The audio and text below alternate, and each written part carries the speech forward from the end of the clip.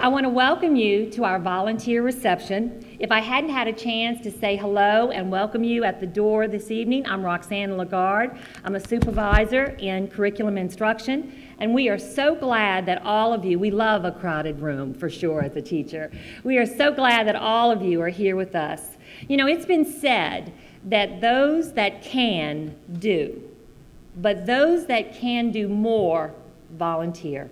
And we thank you for being here this evening. You know, it's appropriate. Yeah, I agree. It's appropriate and fitting this evening that our St. Tammany School volunteers are being honored and celebrated. You are an integral part of our district's success in our community connections efforts. One of the noted strengths for our St. Tammany Parish School System is represented in your dedication, your time, your many talents as well, not only by all the volunteers that are here with us this evening, but also by the many that you represent, and we thank you for that. Before we begin, I'd like to take a moment to recognize our superintendent and his leadership team, as well as our board members this evening. Please recognize Mr. Trey Folse, our superintendent. Mrs. Cheryl Araby, Assistant Superintendent of Curriculum Instruction. Mr. Bill Brady, Assistant Superintendent of Administration. And Mr. Pete Jabbia, Assistant Superintendent of Human Resources. Our board members also are here with us tonight, and I'd like to recognize our board president, Mrs. Beth Heinz. Mr. Bob Womack is our vice president of the board. Mr. Ray Alford is here with us. Ms. Mary Kay Belisario. Mr. Ron Bedencourt as well. Mr. Mike Derman. Mr. Charles Harrell. Mr. Neil Hennigan. Mr. Hennigan. Mr. Willie Jeter as well. Mr. John Lamarck, Mr. Lamarck, Mr. Jack Loop, Mrs. Robin Mullett, Mr. Ronnie Panks, Mrs. Peggy Seeley, and Mrs. Roanne Tipton. You know, our school volunteers are a diverse group, and each one is as important as the next. Parents who are our volunteers might be those like a working parent that can volunteer in the evenings when they're home off of work. It might be that mom or dad who is able to be at school and work with a tutoring group, or maybe even be in the classroom to help that teacher. Well, how about that grandparent as well in that diverse group? The grandparent that chaperones a field trip, or maybe even a junior high dance. Could be. All right, our volunteers are diverse, and we don't want to forget our community partners as well that may come into our schools and work our career days. Each one of them is so very important, whether it's a minute, whether it's an hour, whether it's long, whether it's short. Everyone makes a difference for the St. Tammany Parish School System because collectively, that's what makes us strong. At this time, we're really so fortunate to have a leader in our system that has given us a charge this year to reach out to our greater community. It is a pleasure to recognize our superintendent, Mr. Trey Folse, to welcome you this evening. Mr. Folse.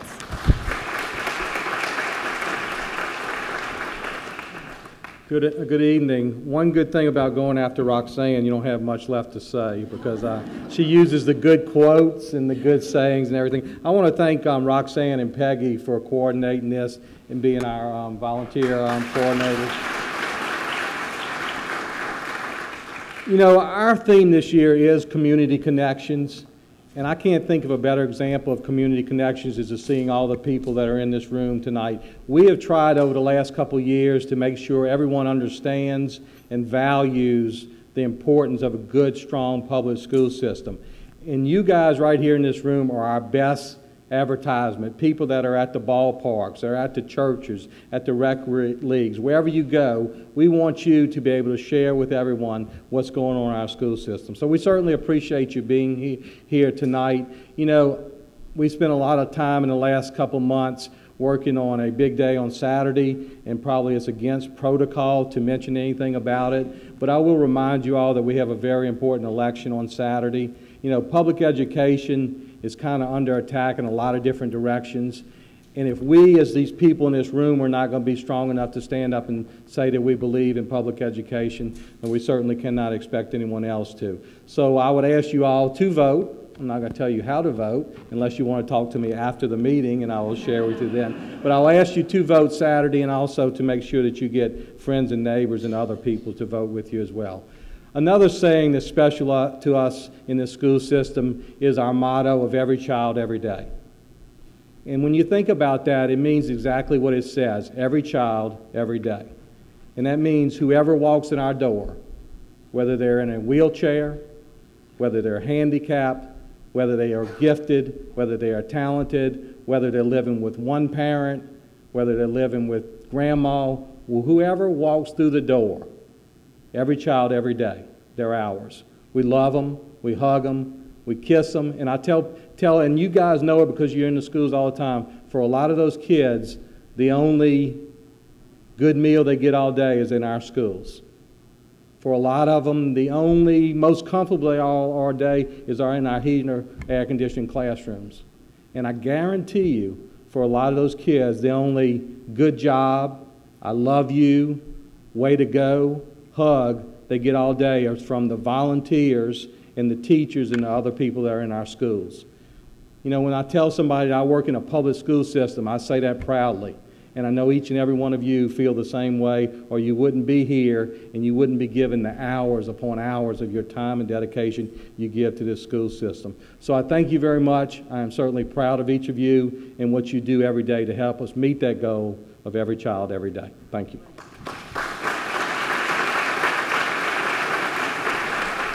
Thank you, Mr. Foles. You know, studies have shown that children whose parents or guardians are involved in their education tend to do really well in school, and we know that, we see it. Volunteerism in our schools sends a clear, if not an unspoken message to our children that you care about the quality of their education. In celebrating our community connections, we asked our administrators this evening to bring a key volunteer so that the district could extend a special thank you to you for all of your efforts, for all of your time, and most of all, for all of your talents. So at this time, we'd like our volunteers to please stand so that we could recognize you for the service you've given to your schools. Please stand.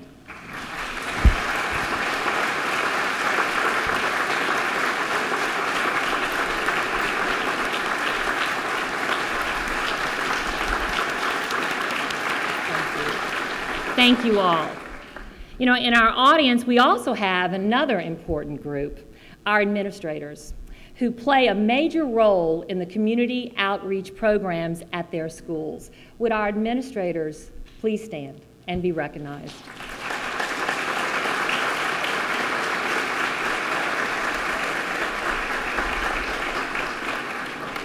I wanted to take this time also, I don't believe I saw anyone come in, but I still want to acknowledge, you know, our district is so fortunate to have an extremely active PTA, and I'd say everyone here is a member of those PTAs at the schools. It is so active that we not only have a strong district PTA board, but that has extended to the state PTA boards. And we have our state president is also a St. Tammany PTA member. So we're very proud of that fact, and if you are a member of our PTA board at the district or also at the state level, please stand so we could recognize you. All right.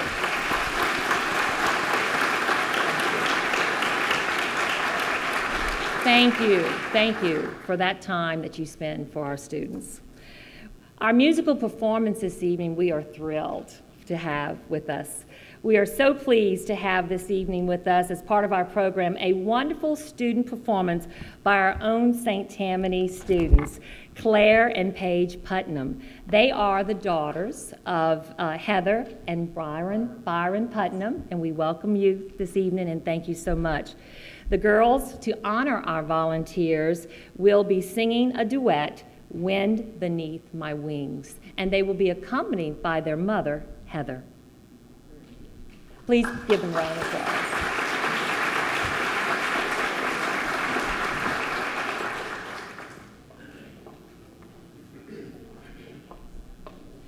As the girls are setting up, let me just add this little tidbit. Claire, Paige, and Bethany, an older sister, sang the national anthem at the Children's Museum celebration. And I want you to know how proud St. Tammany Parish Lakeshore High was that evening. Every musical note was hung upon by the audience. They did a beautiful job. So please, let's hear.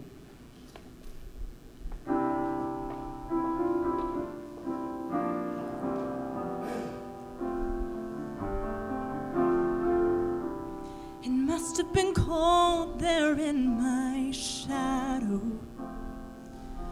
Oh, to never have sunlight on your face. You were content to let me shine. That's your way. You always walked a step behind. So I was the one with all the glory, while you were the one with all the strength. A beautiful face without a name for so long. A beautiful smile to hide the pain. Did you ever know that you're my hero? And everything I would like to be. I can fly higher than an eagle, 'cause you are the wind beneath my wings.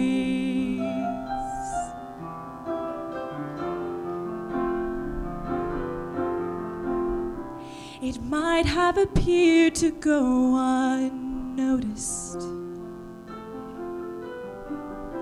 but I've got it here inside my heart.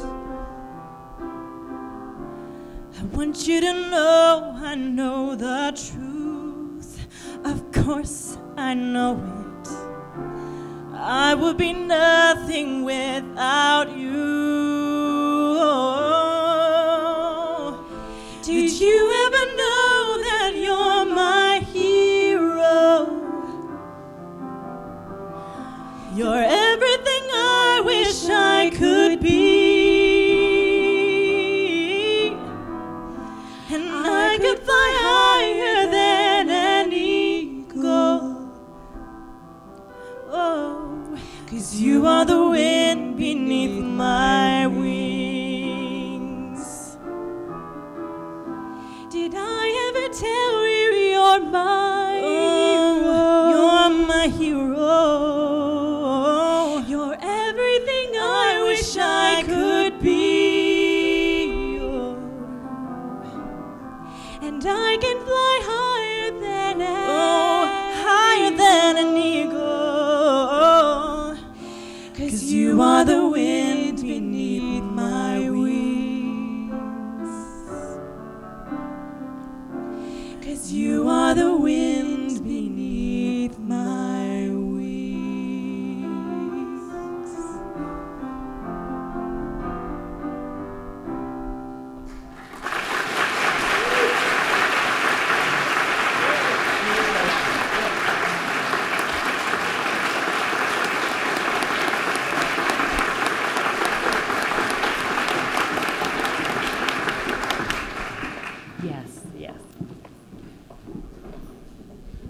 I just want to add one thing. I know, I'm going to wait till they come out. Roxanne talked about the museum, and there's been so many other times over the last few years that both Paige and her sister Claire have represented this school system so well. Paige is graduating next week. Come see from it. From Lakeshore High School. We're going to miss her, but I get to give her that diploma, and I'm going to be happy about that. But I just want to thank both of you and your family for representing this school system so well. And not only do they represent their school system in their school, they do it in their community, and I know they do it in their church as well. So both of these are just a prime example of the kind of students and people we have in our school system. We wish you the best in college. We're going to recruit you to come back and sing for us more. We'll pay your mileage or whatever it takes. You know? So thank y'all for being here. Thank you.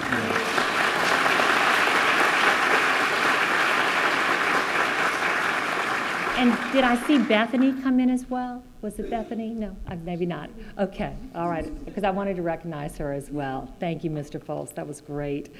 Our very own Channel 13 has put together a wonderful video about our volunteers. Let's watch and enjoy the many faces and even bigger hearts of our volunteers. Thank you for being a friend. Travel down the road and back again.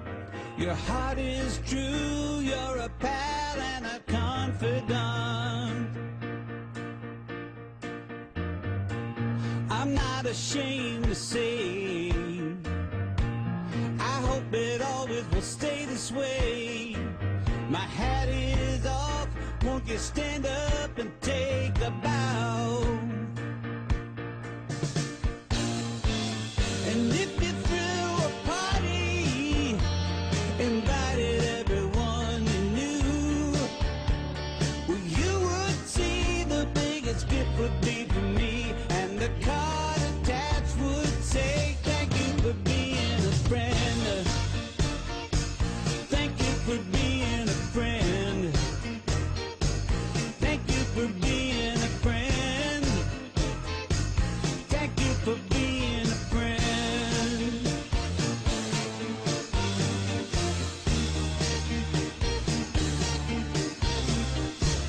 If it's a car you like, I'd surely buy you a Cadillac. Whatever you need, any time of the day and night. I'm not ashamed to say, I hope it always will stay this way. My hat is off, won't you stand up and take a bow? And when they both get older, with walking canes and hair of gray, have no fear, even though it's hard to hear, I will stand real close and say thank you for being a friend. Thank you for being a friend.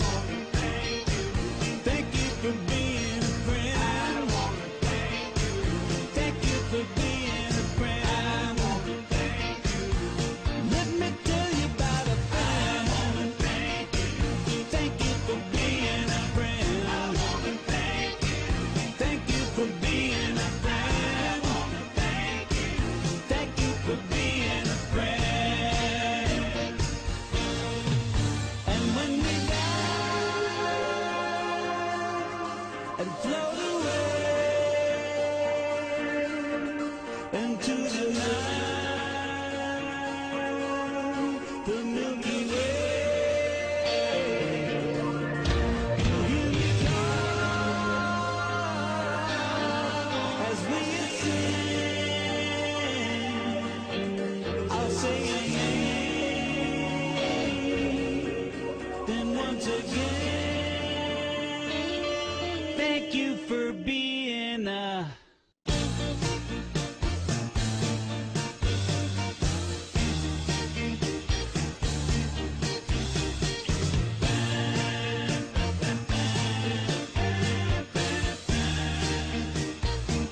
thank you for being a friend.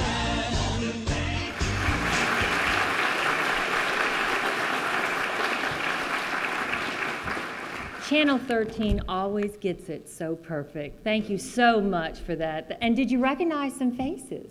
Yes, yes. Thank you once again for sharing this time with us this evening and for supporting those partnerships which really build an even stronger school system for our children. And please, as we leave this evening, just remember, each one of you makes such a difference as we try to help and reach our children, every child, every day, as Mr. Foles said. Please, volunteers, principals, please stand one more time so we can recognize you, and thank you.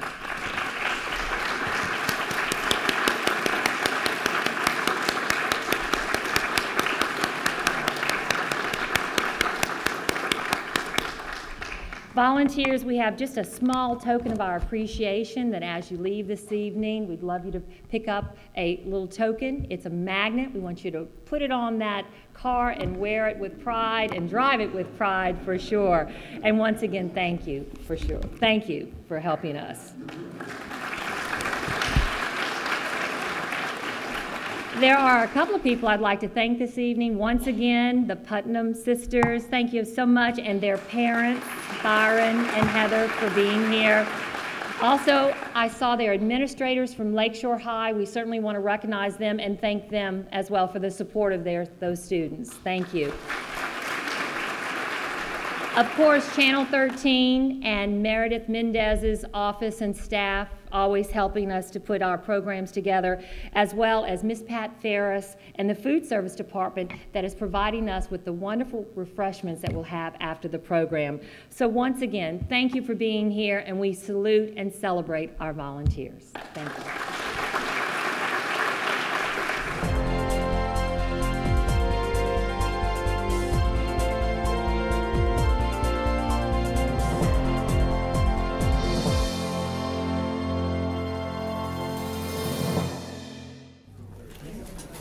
Good evening. We're going to call the meeting to order for the Human Resource and Education Committee meeting as a whole, May 2nd, 2013. Could we have roll call, please? Mr. Hannigan? Here. Mrs. Hines? Here. Mr. German? Here. Mr. Root? Here. Mr. Harrell? Here. Mrs. Tipton? Mr. Jeter? Here. Mrs. Seeley? Here. Mr. Betancourt? Here. Mr. Womack? Here. Mr. Hanks? Here. Mr. Lamar? Here. Mr. Alford? Here. Mrs. Belisario? Mrs. Mullin? Present. Thank you. Would everyone please stand for the invocation, the Pledge of Allegiance, led by Mr. Alfred.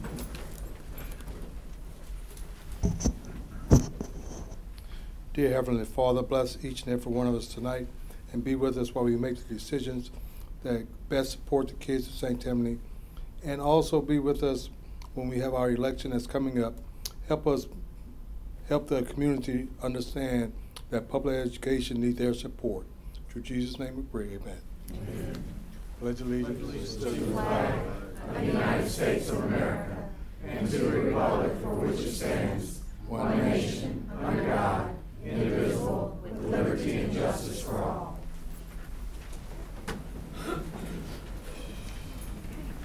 Thank you, Mr. Alfred. No one requested time on the agenda, so we'll move to item number 5, approval of the minutes for the committee as a whole meeting held April 7th, 2013. Second. Okay, I have moved by Mrs. Hines and second by Mr. Alfred. All those in favor? Aye. All those opposed? All abstain? Ayes have it. Okay, we'll move on to instruction. We have the Monteleone Technology Award, Dr. Mott. Ms. Brockoff is here with her family and assistant principal, Ms. Arlene Seeley.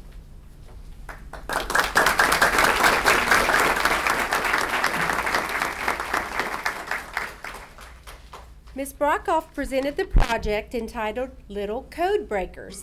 The Little Code Breakers, Ms. Brockoff's students, will use iTouches to read QR codes during learning centers and read and write the room activities. The QR codes will have various skill review items, color words, simple sentences, or perhaps codes that will lead to video clips that support classroom instruction. I think Ms. Brockoff's activities that she's going to do with this project are very motivating and worthwhile, and I can't wait to see them in action. She will use her award money to purchase 3 iTouches and a charging station. Her name will be added to the Montleon Technology Award plaque for technology using teachers, and it will be housed at the Treen Technology Center. Congratulations.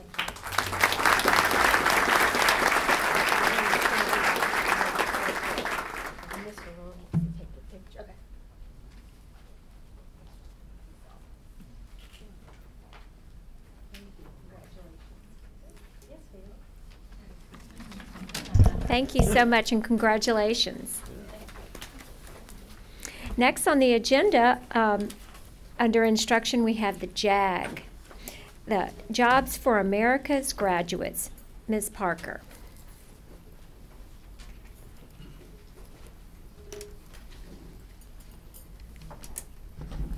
Good evening. Here we go. JAG stands for Jobs for America's Graduates. It's a national nonprofit organization that works with the states to help the states provide dropout prevention and a school-to-work transitional program for our at-risk youth. This year's slogan was "Success at All Odds," and what you're going to see tonight is that our students are definitely succeeding. The curriculum is based on competencies in these areas.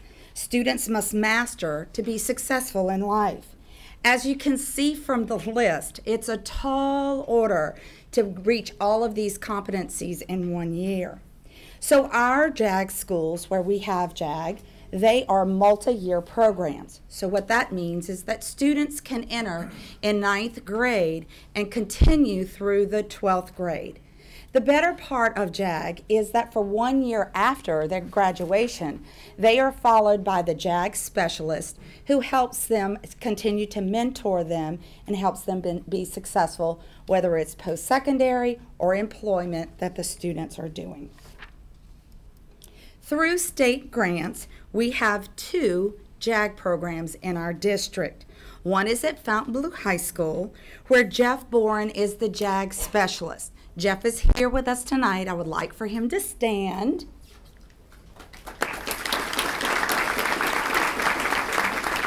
And the assistant principal, Ron Smith, is also here to show his support of the JAG program.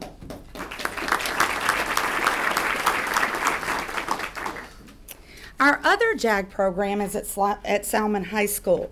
Eric Dubasson is the JAG specialist there. He is here tonight with his principal, Miss Wortman. If y'all would please stand.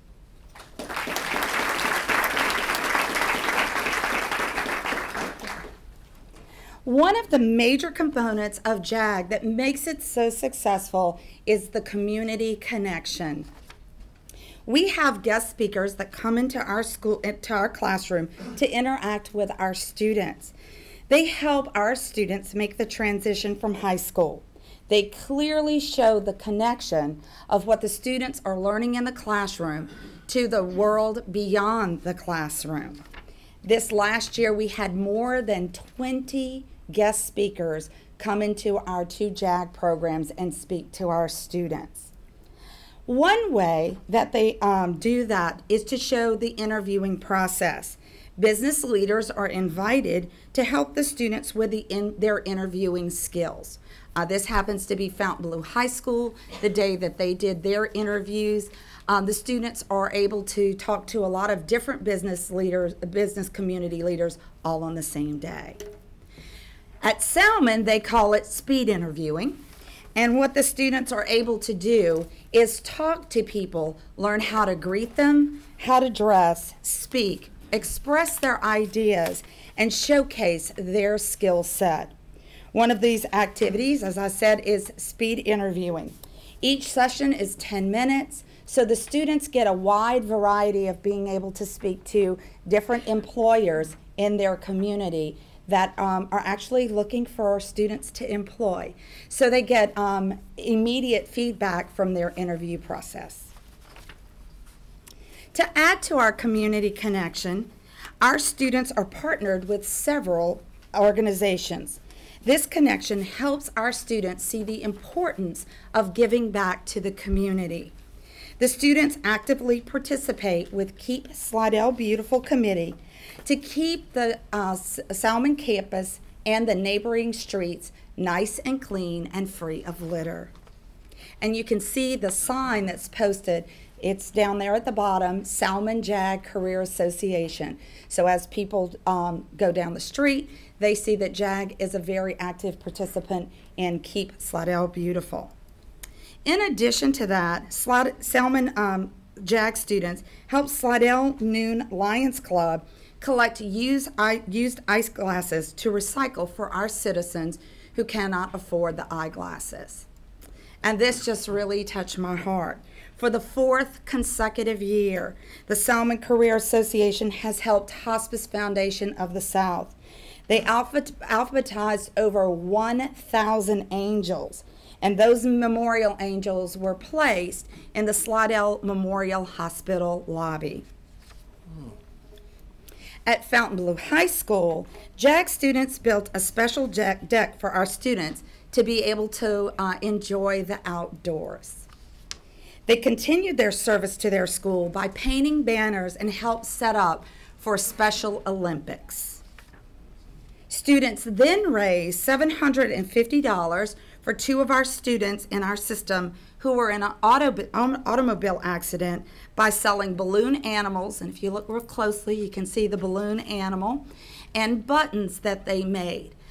Because they made such good money on the buttons, they're actually purchasing a button maker for next year so they can make great buttons for Fontainebleau High School and sell for the students to use. So let's kind of look at what this means for our community. Fontainebleau High School for the last 3 years has clocked a lot of hours in the community service area. Starting in 2011, they had 704 hours. That's an average of 16 hours per student. JAG likes for each student to have at least 10 hours, so they're really meeting the goal and exceeding the goal of their service hours. And then you can see in 2013, 952 hours, which is an average of 17 hours per student. You know, what you have to think about is, in addition to work, extracurricular activities, and their school, their academics, this is a lot of hours for our students to be able to clock. At Salmon, they're just as involved as at Fontainebleau. In 2011, we had 553 hours, that's 12 hours per student. And in 2013, they've had a huge increase over the last 3 years. They had 879 hours, which is 15 average hours per student. So our students have been extremely diligent in their studies, in their JAG, in their community, and so it paid off for them. What they did is they went to the state leadership conference not too long ago, and at Fontainebleau High School we were really proud to have Noelle Morris, and you're going to hear from her in a little bit. She is Miss JAG Louisiana, and what that means is she is the top JAG female student in the state of Louisiana.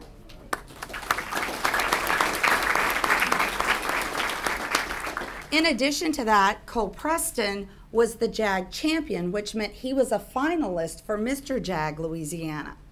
Jamisha Miles, Haley Wenderstadt, Nick Lange, Samantha Williams, Frankie Guy won second place for their video commercial. And Allison Brumfield was the specialist, got the Specialist Recognition Award. And this is them at their banquet that night at the State Leadership Conference. Salmon, Trisha Odom won first place for her regional art contest, and she was the Specialist Recognition Award as well. DeAndre Mosley was the state logo winner, and then he won second in the speech contest. That state logo winner, and I have a picture of it, of what he drew.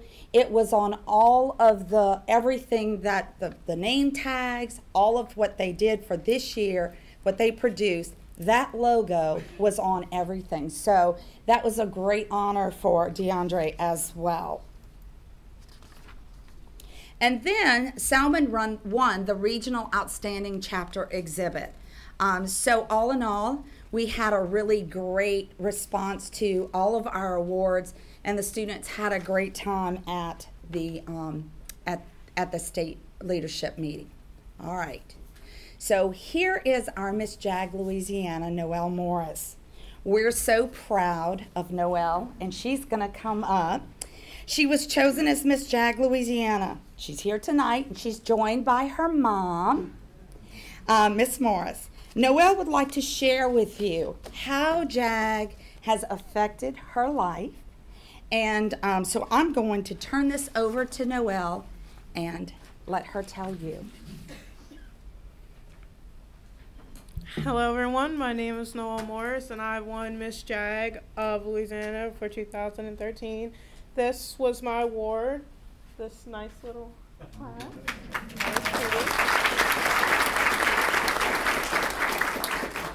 Thank you. Honestly, this simple award took me 3 years to get. I was having issues in school, like it was really bad from friends, home, everything combined. I didn't think, to be honest, that I was going to finish school. I was falling into just a dark hole and I didn't have a way to get out. My friend, we made a deal that if she would go into JAG and try out for it, I would too. So I got sucked into it. I went to orientation and I liked what I was told, how it was a full credited class and that it would help me do better in school. And I'm like, well, there's no other way, so I'd give it a shot. And I'm really glad I did. The first year I was nervous. There was a bunch of new students that I have never seen before. And I'm just like, well, if I'm in this, I know that they are too, and I'm not the only one who is having issues with school. No matter what their reason is for having issues, I just know we're all in the same place and that we can all get out together. So what I wound up doing is that we wound up having we had to build our self-confidence, but not on our own, because obviously we couldn't do it on our own. So we had to pair up people that we actually didn't like at times, and I made a lot of friends who used to be enemies. It sounds funny, but I'm actually graduating with a couple of them this year, and I'm really proud of them for helping me, and I'm proud of myself for helping them, and that we have made it this far. I felt when I was lost that, like, there's no way. At first I was thinking, I'm not even gonna try anymore. And I got into JAG, I'm like, well, maybe this can help me far enough and so I can get a GED and move on in life. But then I got to a point where I'm like, why would I give all this hard work up for and just turn it all away when all these people have helped me? So I decided to become an officer one of my years, and I'm proud I did. I got second vice president my first year, and I was excited that I was second in line. Didn't want it all, but I was there. I was happy. I started seeing what a real leader was. I wasn't born it, but I was being made to be one in the JAG program. I found out that I am able to lead people, that I'm able to work through certain problems that I didn't know I even had to face. I didn't know that was there. And that's what was dragging me down, because my eyes weren't open. But now they are, and now I can see the world for what it is, and JAG has helped me realize what I'm actually up against. It also made me realize that there are plenty of people out there with their hand out. Mine is out as well, to help others that I know of the situations that they're in, to help them out. My best memory of JAG is honestly going to, it's not exactly an orphanage, but it's called Fair Havens, and it's located in Folsom, dealing with kids who have been abused. And I went there, and there was two beautiful little girls I got to play with all day, Lily and Cece, and they were just adorable. The guys went off and played with the little boys, and me and the girls got kicked out of the boys club. But we got to ride horses, and they told me their stories, and I'm just like, I'm gonna come back and visit y'all. And I did one day, and I saw how much they've grown, and I'm just like, I realized that there were some JAG students that also came from that same place. And I see how strong they are now, how much that they have faced and how far they have come out. Because of JAG, my grades have improved tremendously. I almost got kicked out of the JAG club. I almost got disqualified. And in a way, I was happy, and then in a way I wasn't, because I'm like, I've been working at this for 2 years now. This is my second year. I'm another officer, but this time I was the president. So I know for sure I'm moving up on the ladder of success. And I was proud of myself. And then, to be honest, when I heard this reward this year, I was shocked. I didn't know that. I kind of knew, but it was just like, really? I mean, to me, these are just simple things that I have been just trying to do better for myself. I didn't know that everybody was watching me.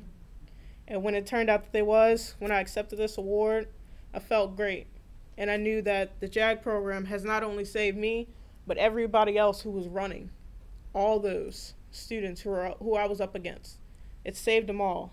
And this is just a really great program that I'm thankful for. My JAG specialist who has helped me so much, Mr. Jeff Bourne, and my mom who has put me up for it. And this award really belongs to all of us, because I'm so proud of the faces that I got to see when I was there. So sad I won't be able to get to see them next year, but I'm glad I'm moving on. Thank you.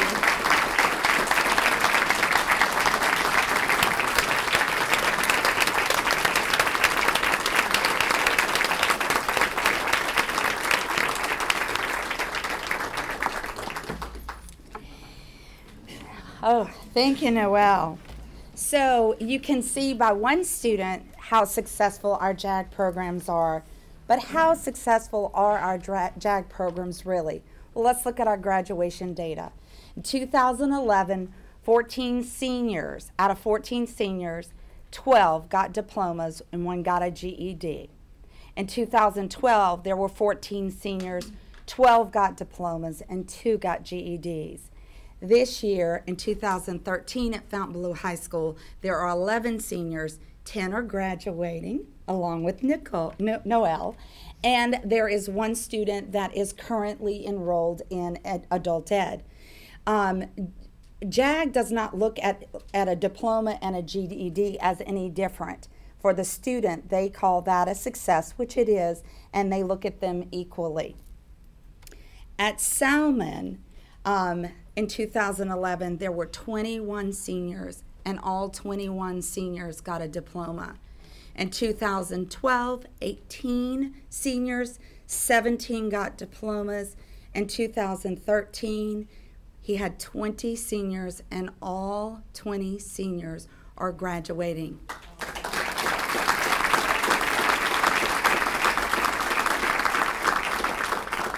So we are thankful that we have our JAG program. We're thankful that we continue to get the grant so we can continue to offer JAG at these 2 schools. This concludes our report. If you have any questions. Denise, why don't you recognize Terry in the back too? She's here from Salmon. Did you? I did. You did? Okay. Good. Thank you. I don't know if she stood up. She might not have stood up. Any questions? Do you have any questions? Mr. Alford. This is really not a question, but it's for Mrs. Morris. For her to say that she was shy, she explained everything so well, and congratulations to you. You will succeed in life. Thank you. I'd just like to say thank you again to our JAG specialist, Mr. Bourne, Mr. Dubuisson. What a wonderful way to have a great community connection, and just an inspiration to all those kids. We thank you. We could never do this without our JAG specialists. And Noelle, that was a wonderful, wonderful story, and thank you so much for sharing that with us tonight. So thanks again.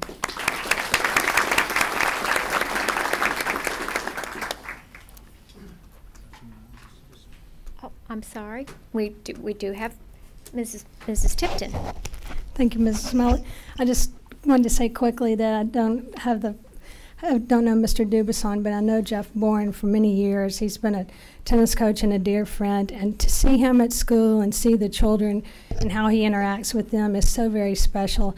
And I thank you from the bottom of my heart, from all of us, because both of you guys do a terrific job. Thank you.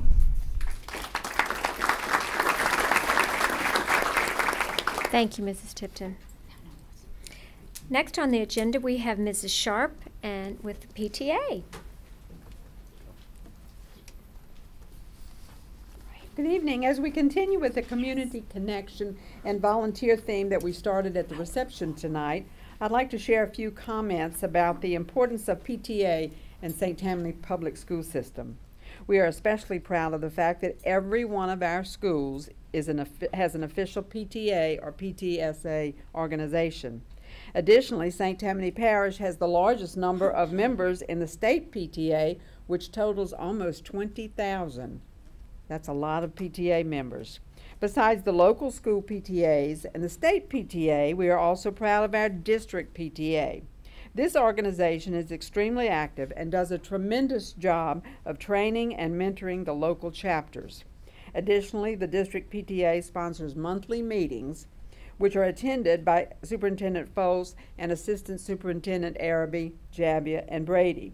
These 4 school leaders make themselves available to answer questions and give pertinent school information each month.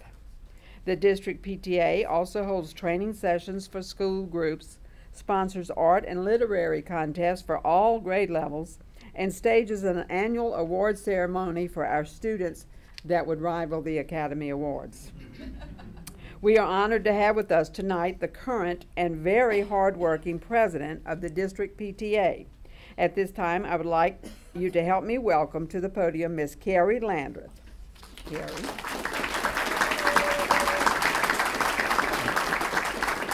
I would like to present to you this certificate of appreciation signed by Superintendent Foles as a very small token of the many hours you devote to the children of St. Tammany Parish. We truly appreciate your dedication.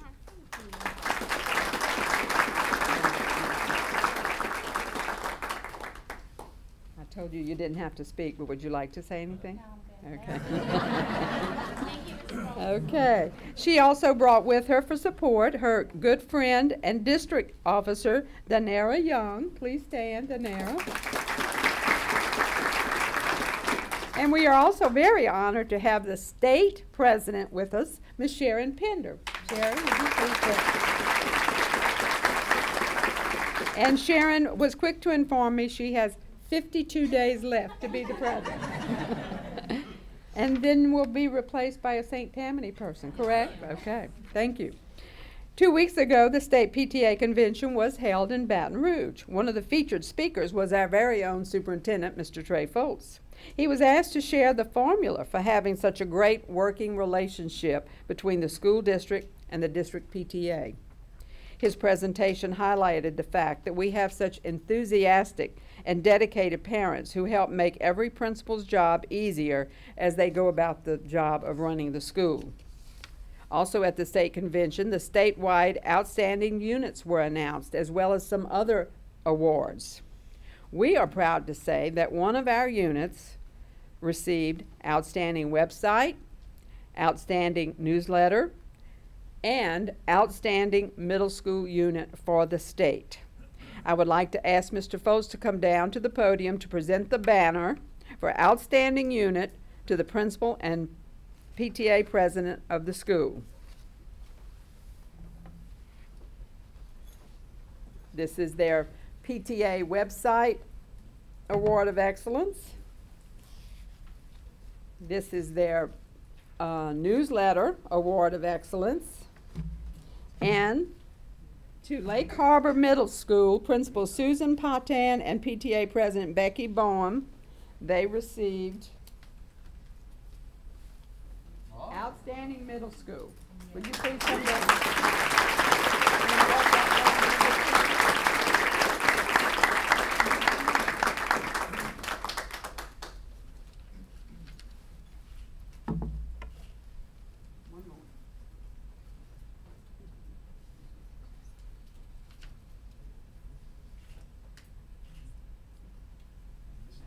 Thank you very much.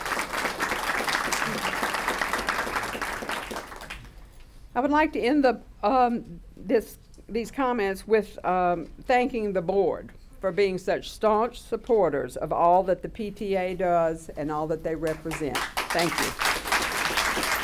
Thank you. Do we have any comments from the board members? Okay.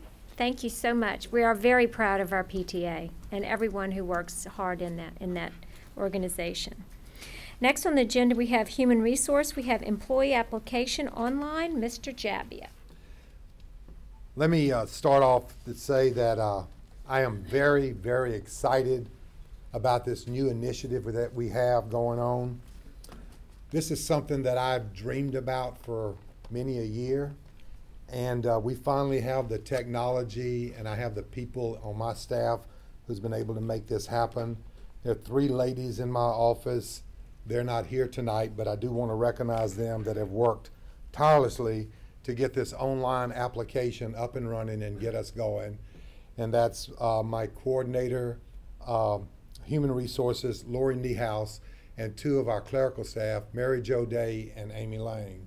These 3 people have taken this task on with very little training to get all of this done and get us ready to go. And we are going to go live May 7th. May 7th, we're going live. Today was the last day that we said we would not take any more paper applications. This is going to be a huge shift for us, but we're very excited about that. Now, prior to going live, of course, we've done a lot of things. We've had a press release, a web announcement, and I'm going to show you a little bit, a link to YouTube that Channel 13 did for us. We also took all of our non-certificated applications, our paper applications, and we mailed them back to all of the applicants. And in the packet was their application, along with detailed instructions of how to apply online, an open lab invitation so they could come if they needed some help. And we also included a list of libraries in there. What Lori did, Lori met with the regional manager of the public library system and told her what we were about to embark upon. And they were so happy to partner with us. Here goes our community connection folks. They were so happy to partner with us. They said we were the only agency that's ever given them a heads up because we feel there's going to be a number of applicants that may need some assistance in filling out an online application. So they're willing to work with us throughout the parish. Also part of that community connection is we had some of our people today at a job fair at Slidell Municipal Auditorium. Our open labs will be held at the Tech Center on May the 8th from 9 to 12, and again May 14th at the Tech Center from 4 to 7. We'll have computers available. It's open to anyone that may need help in filling out the online application. Job fair. This is the last year we will have the teacher job fair with paper applications. Next year will all be electronic. And what I want to do is to just give you just a very brief demonstration of the online applications, and I'll try to answer any questions for you. But this is our home page on our website. If you scroll down, you will see a button that says Employment Opportunities. When an applicant clicks on Employment Opportunities, it will bring them to this page. Now, this page is not up yet because we're not going live until May 7th. But you can see all the little different tabs that we have, and it gives a little bit of welcome, a little bit of facts about our system. And I put this here for demo purposes. This won't be there when we go live, but I want you to see just a little bit of what we did to put this out there. And this is on our website, where applicants can go to our website, click onto this link, and learn a little bit about our online application and what we're doing. The St. Tammany Parish Public School System is pleased to introduce a new online application system for all future employment opportunities. This system will replace the paper application process and streamline certified and non-certified applications. The online application system will go live on May 7th, 2013. As a result, starting May 2nd, the Human Resources Department will no longer accept paper applications. The school system will hold informational sessions for the public on May 8th from 9 a.m. until 12 p.m. and May 14th from 4 p.m. to 7 p.m. at the Treen Technology Center, located at 2024 Livingston in Mandeville. On these days, the school system will offer 2 open lab training sessions for the public where applicants will be given hands-on training on how to use the new system and will be able to use computers to complete applications. All non-certified applications currently on file with the St. Tammany Parish Public School System's Human Resources Department will be returned to applicants the week of April 29th with instructions for reapplying online. Certified applicants who have received an invitation to job fair will receive instruction by mail about the new online process. If anyone has questions about the new online system, they should call the St. Tammany Parish Public School System Human Resources Department at 985-898-3254. Channel 13 did a great job. Once again, I'd like to thank Melody Swang and her staff for doing that for us. But I'm going to just go right forth into the demo here. You'll see there's a tab called Vacancies. We put these up. These are not true vacancies. This is just for demonstration purposes. And we would have these posted on our website. So when they click onto the vacancy tab, they would see the vacancies that are available. And then there's a link right here. If they want to apply, click here. When they click there, it gives them a page that tells them what they need, because they will be able to scan in any required documents that they may need, such as a high school diploma, a teaching certificate, a resume, those type of things. They'll also have to have, because we do extensive background checks, then we have to have legal documentation if you have any of these convictions in your background. To be or to apply online, you must have an email address. So if you don't have an email address, you have to sign up for one, get one, and then you're able to apply online. And what happens is when they submit their online application, the system automatically sends an email reply to them letting them know that we have received their application and it's under review. They'll also have instructions of how to go to the website and to check to see where their application is in the application process. All of our non-certified vacancies are posted on our website under employment opportunities and are posted in our schools and sites. It goes through the application process, tell them exactly what to do. And then there are 2 tabs that they can click on, 2 links. One is if I'm a new applicant, and right now everyone is going to be a new applicant because no one has an online application on file. But what happens is when you do go on and you apply, you're given a PIN number. And you can always go back to your application by entering that PIN number, and you can make corrections to your applications or update your applications or even apply for other jobs, and you won't have to fill in all of the modules each time because most of it is going to be there. So when we get to that point, if you're a returning applicant, you would click here. But for right now, we're going to click New Applicant, going in.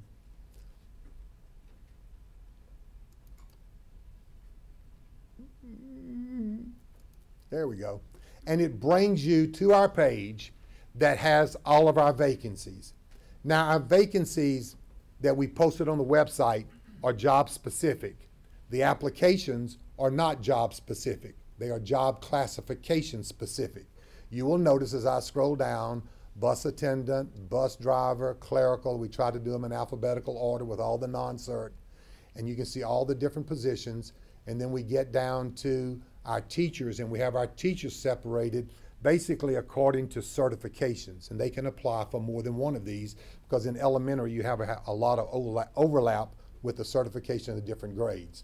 But just for example, I'll just go back up and I'll also look over right here to this link. It says job description.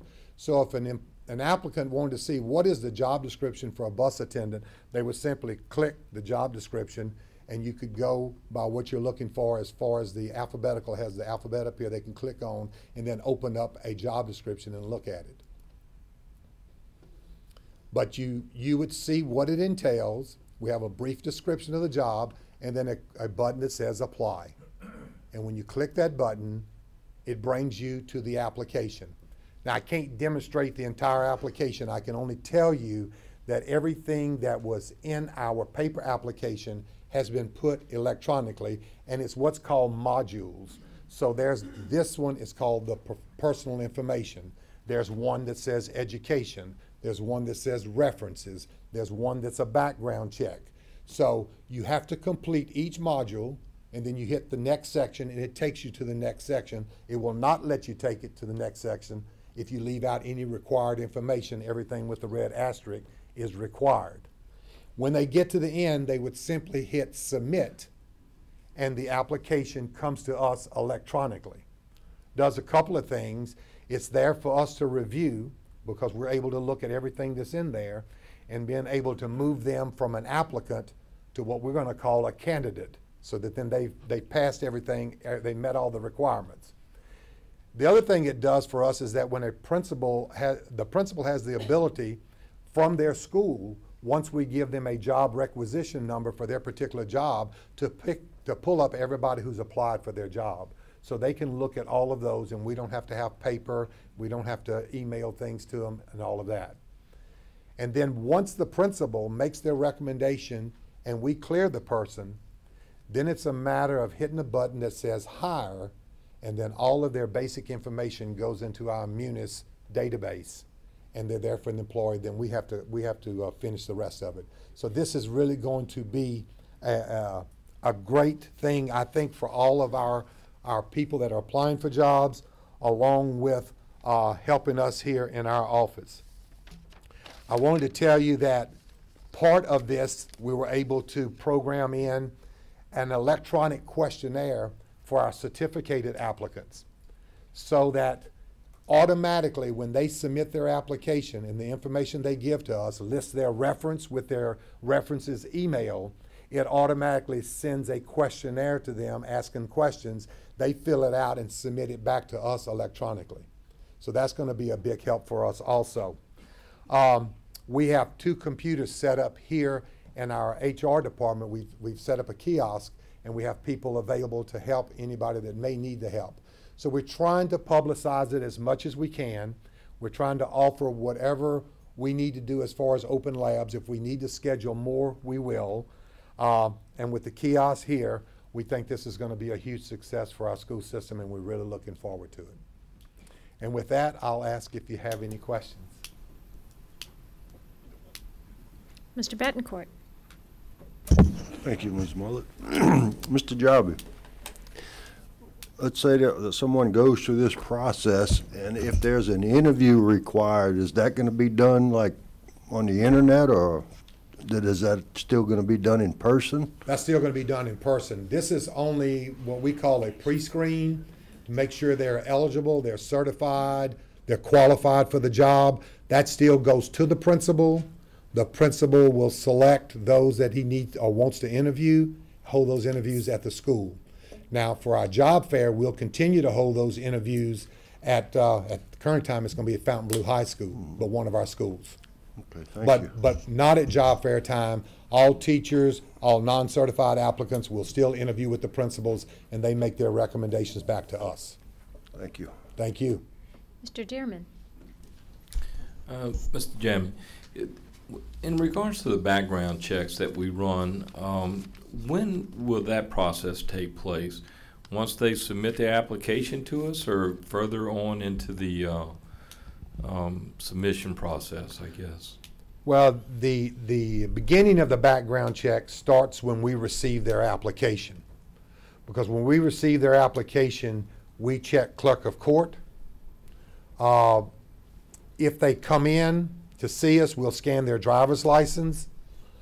We Google their name on the internet. Adorable, am I leaving out any other? That's the one. That's our pre-screen. And then when they're recommended for the job, we fingerprint them. And then those fingerprints are sent to the State Department electronically. We have 3 fingerprint machines that we use here. And then they come back and we get what's called a rap sheet. It actually shows any time anybody's been arrested, it's there, whether they've been convicted of it or not. So we're able to look at the entire background that way, and then from that point we make a decision. If somebody comes back with what we call a hit on their rap sheet, we have a clearance committee that's made up of myself, Ms. Dangerfield, Ms. Niehaus, Mr. Suit, and Mr. Donald. And we meet once a week, every Friday, and we review those, and we make a decision of whether that person should be let them continue in the process or not continue in the process. And this background check is very, very, very thorough. Very thorough. We went to an attorney, and I'm trying to think of the name of the company, but I cannot think of it right now, but that's what their specialty was. And the gold standard is the fingerprints. If you go on the internet for some service that does background checks, they don't pick up everything. But we get FBI and state checks. And like I said, any arrest is recorded and we see it. That's fine, and I just want to reiterate that, because when we're talking about security and everything within our schools, you know, the background checks that we do with our employees is extensive, and I just want the public to be aware of that, as well as anyone that's actually applying to our system. So Yeah. Thank you very much. Thank you. We consider that a most important part of this whole process. Anybody else? Mr. Alford. Thank you. Mr. Javier, your application is his first time doing it, so we're going to be a trial and error for some people doing this. Yes, sir. And some people aren't computer literate. If they don't feel comfortable with doing it, we're going to give them help in doing it. But what happens if people don't have email address? How are we handling that? They're gonna have to. We'll give them instructions on how to create an email address. They can do a Gmail or a Yahoo address. Is very easy to do, and we can help them with that. Okay, and some people look at those costs for having these email accounts, and we're going to give them some areas where they can get a free email account. Those are and free. Things like that. You're going to instruct them on that. Yes, sir. We sure will. What I'll suggest, I think would probably be good to put a link maybe right there where it says email address, and if you don't have one, maybe link to those 2 or 3 that are free, Yeah. so that they can pick it up right there. We can do that. Yes, sir. Okay. The other part is your candidate pool. I guess we used to always have to track our pools and to make sure that you always had a diverse pool and everything. Do you have a mechanism for tracking that in this system? Yes, sir. We can run reports out of our software basically any way we want to do it. Any kind of way you want? Yes, sir. Okay. We can search on any field. I guess the other thing, which is probably going to be further down, for multiple jobs, somebody's applying and they see that there's 4 or 5 jobs at different schools and everything. Will they have to put their PIN number for each one of the schools to apply, or can they apply for all 4 or 5 jobs by filling out that one time? You can fill out one application at a time. You'll have to use your PIN number as a returning applicant to fill out another application. But remember, a lot of the modules, and if it's the same classification, for example, Mr. Alford, if there is a secretary job at school A and another secretary job at school B, they're already have an application on file for that. The difference would be if there's a secretary job at school A, but maybe a paraprofessional job at school B, which are 2 different ones, that's when they would fill out a different one. But as long as the job classifications are the same, their application will be considered for any job in this parish in that job classification. Job classification. Yes, sir. The other question is, say they fill out application in June, and these jobs come available in October. Do they have to resubmit, or will you use their files and say, I have some applicants that's out there, let's see if they still are looking, or how you plan on doing that? Our applications are on file for our teachers are 1 year, and for our non-cert, they're 2 years. 2 years. Yes, sir. Thank you. I like this, Pete. You guys are going to enjoy it, too. I think so. I think so. We're looking forward to it. Thank you. Do we have any other questions? Thank you, Mr. Thank you. Javier. That's incredible. Thank you. Okay, I don't think, if there's nothing else to be brought before the committee, meeting's adjourned.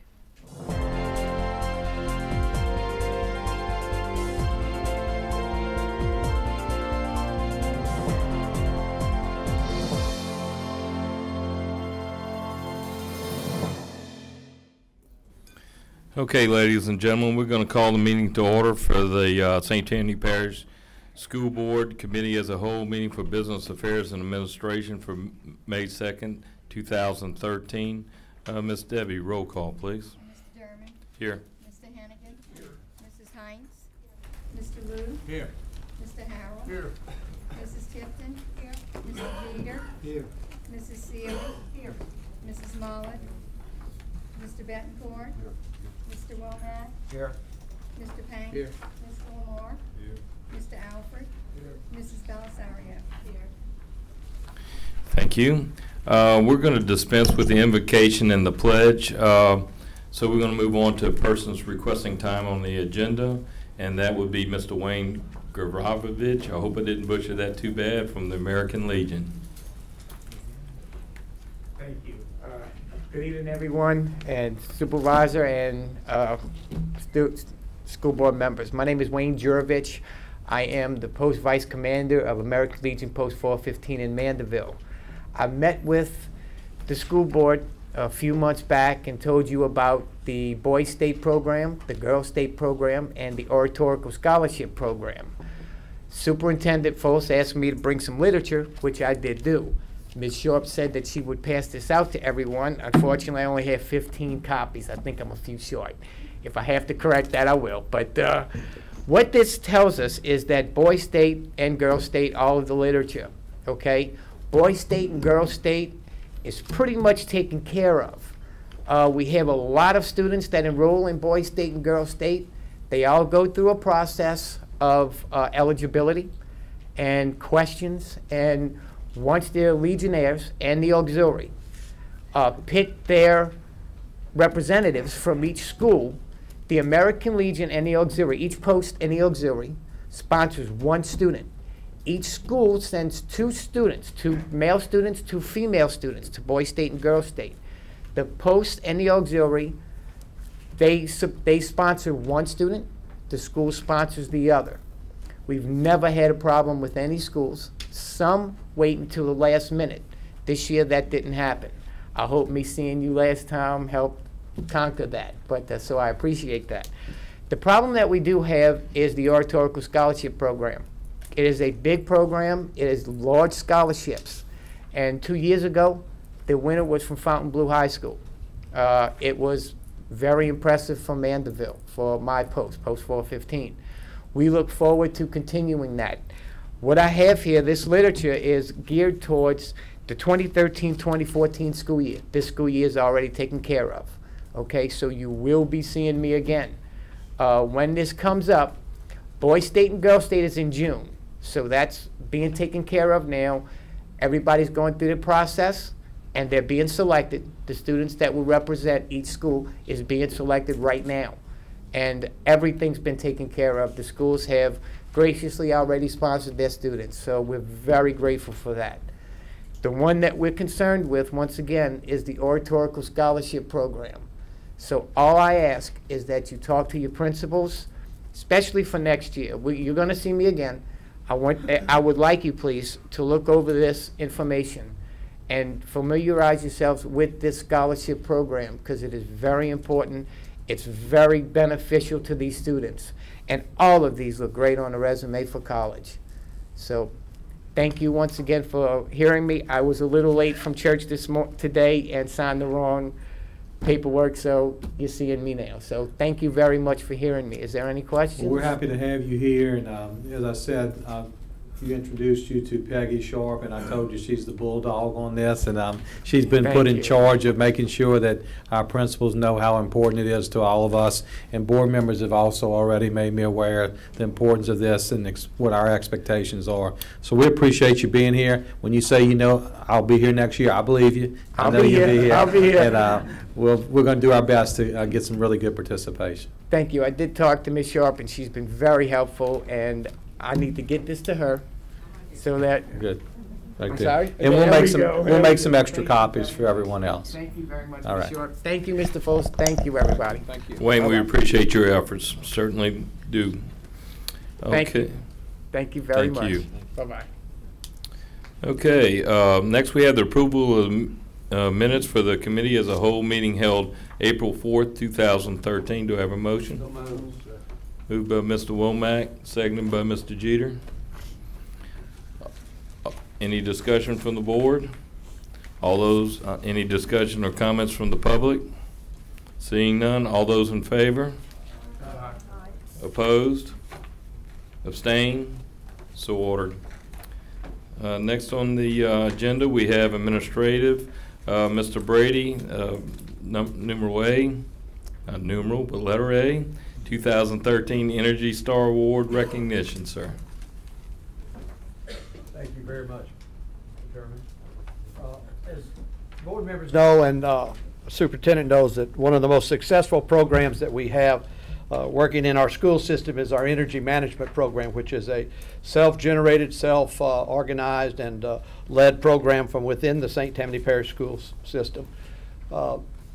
This program has gained the school system national recognition for its energy saving and cost avoidance.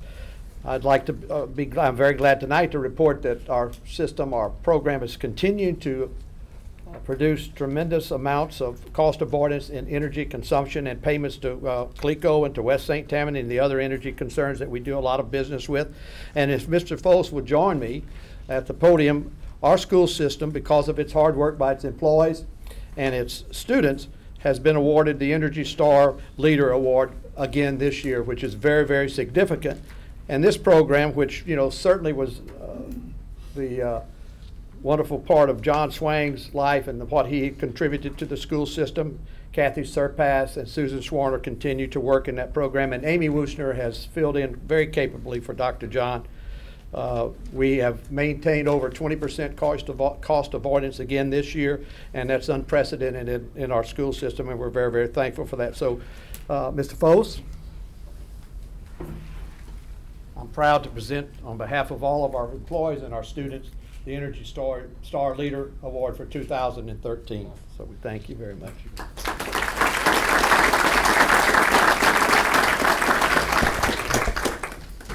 Thank you, Mr. Brady. Any comments or questions from any of the board members? Seeing none. It is very impressive, though, because in these budgetary financial times that we're facing, saving 20% on our energy costs is a huge, huge budget item. So we certainly appreciate those efforts. Next on our agenda, we have Healthier U.S. Schools Challenge Gold Award of Distinction and Recognition. Mr. Brady. I'm going to turn this portion of the program over to our very capable Supervisor of School Food Services, Ms. Pat Ferris, who's going to help us with this award.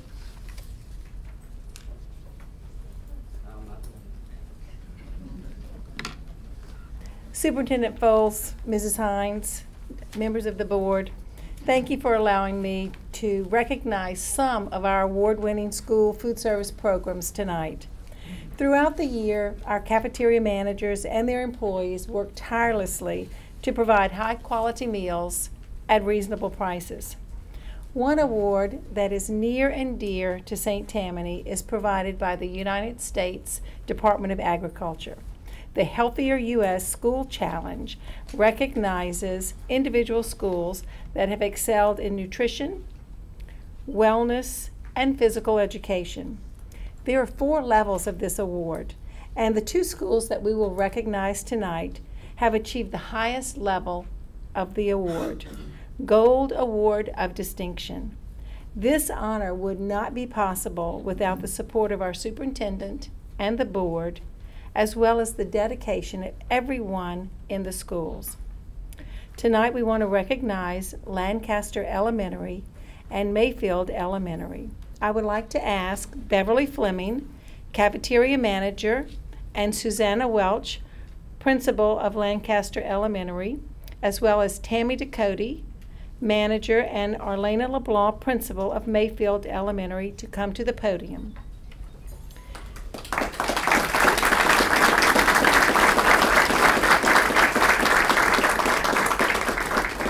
Mr. Foles and Mr. Brady, would you please join us at the podium to present these schools with their plaques and medallions?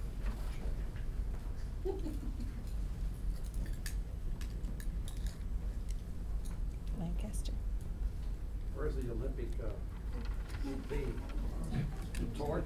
Can you see? Congratulations.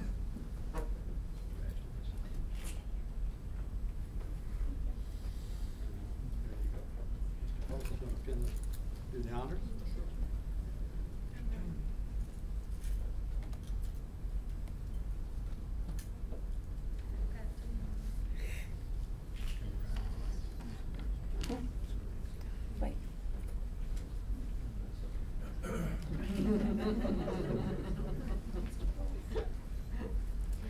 Each of these ladies has been awarded a medallion. The school received a banner and a plaque, and additionally, each school received $2,000 cash from USDA.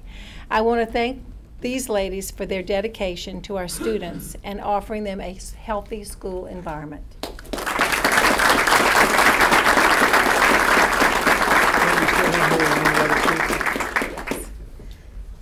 I wanted to mention that the St. Tammany Parish School Board has more Gold Award of Distinction winners of any school system in the country. Awesome.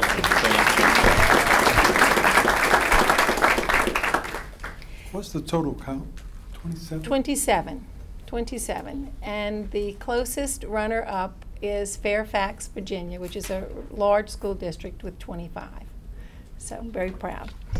In addition to following all of the federal regulations and requirements for our meals, we ask our managers every year to market their programs and to participate in special promotions. And most of our schools do a really good job with some type of promotion, but a few schools really go out all the way. Those are the schools that we will recognize tonight. These school cafeteria managers, with the help of their principals and staff, had week-long celebrations. Each of the schools that we will recognize tonight has won not only a parish award, but they have been awarded an honor by our state professional association, the School Nutrition Association of Louisiana. In March, we celebrated Louisiana School Lunch Week. The theme was Brain and Body Fuel. It's what's for lunch. This was a very challenging award to win at the state level because they didn't break the schools down into attendance levels. There was one large award for the entire state, first, second, and third. So our first place winner, is Clearwood Junior High, and second place in the entire state is Bayou Lacombe Middle. I'd ask the managers and principal or assistant principal to join me at the podium, please. Clearwood Junior High, Pam Penton, manager. Alan Bennett, assistant manager. Bayou Lacombe. So sorry. Bayou Lacombe, Dion Harrell, manager. Rodney Thornhill, assistant principal.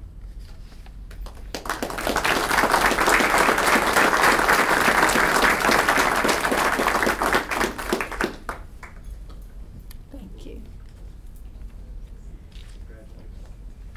Every October, oh, so sorry. Don't want to miss that.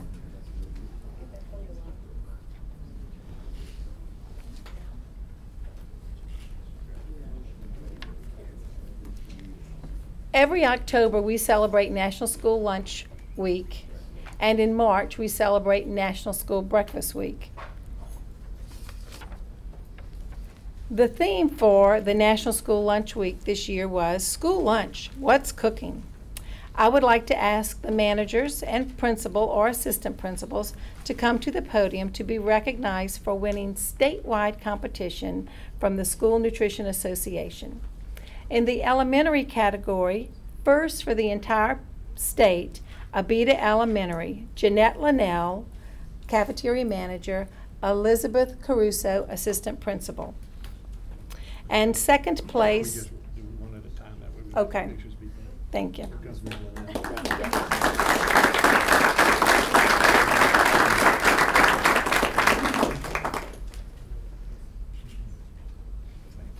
Second place, elementary category, Bayou Woods, with Peggy Colliver, manager, and Catherine McDowell, principal.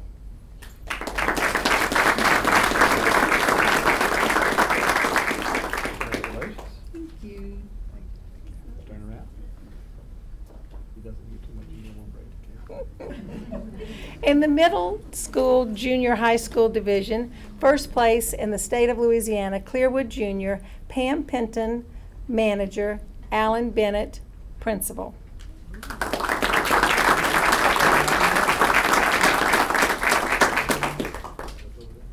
Second place in our middle and junior high school category is Folsom Junior, Helen Galloway, manager, Sarah Revere, assistant principal.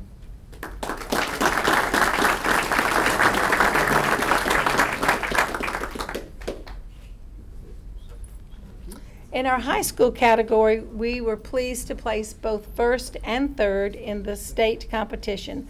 Lakeshore High School, Catherine James, cafeteria manager, and Stephen Swallow, assistant principal.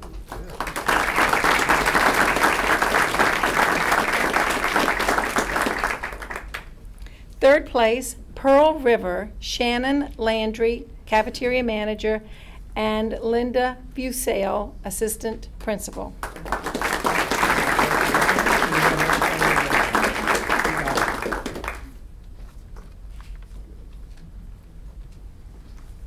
In March, we celebrated National School Breakfast Week, and the theme was Be a Star with School Breakfast.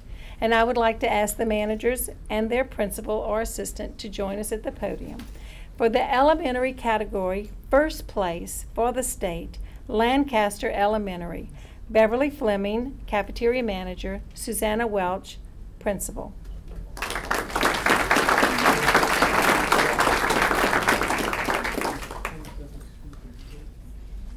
Middle and junior category, Folsom Junior High, Helen Galloway, cafeteria manager, Sarah Revere, assistant principal.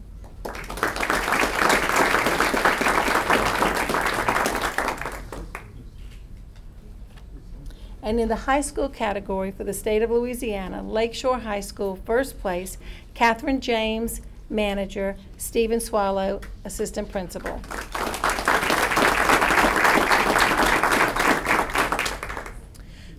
Last month, Lancaster and Mayfield were both recognized by a representative from USDA. And each of the school lunch and school breakfast winners will be recognized at our annual School Food Service Banquet later this month, as well as at the School Nutrition Association annual conference in New Orleans later this summer. I know that all of our award winners would continue to do a wonderful job without any such recognition. However, I'd like to ask you to join me in congratulating each of them tonight for a well-deserved honor.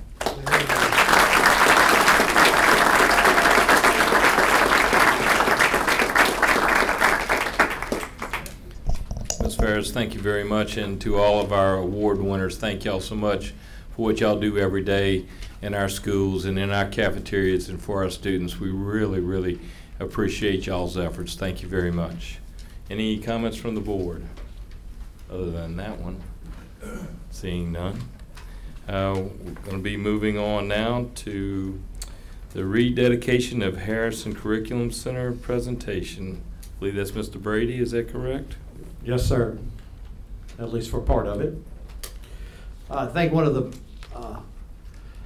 best ceremonies of this type that I've ever attended in my 46 years of working with the school system occurred when we did the rededication of the Harrison Curriculum Center. Many individuals know of, but some do not know of, the fantastic and monumental contributions to education in St. Tammany Parish that Dr. Harrison has made. And this building will live on forever as a great example and a tribute to his dedication to the young people of this parish and especially to the Covington area. We have a few slides to show you. This was then, you know, when we started about how long ago? About 2 years ago or so. And this is now, as many of you saw, just an absolutely remarkable transformation of that site and that building inside and out.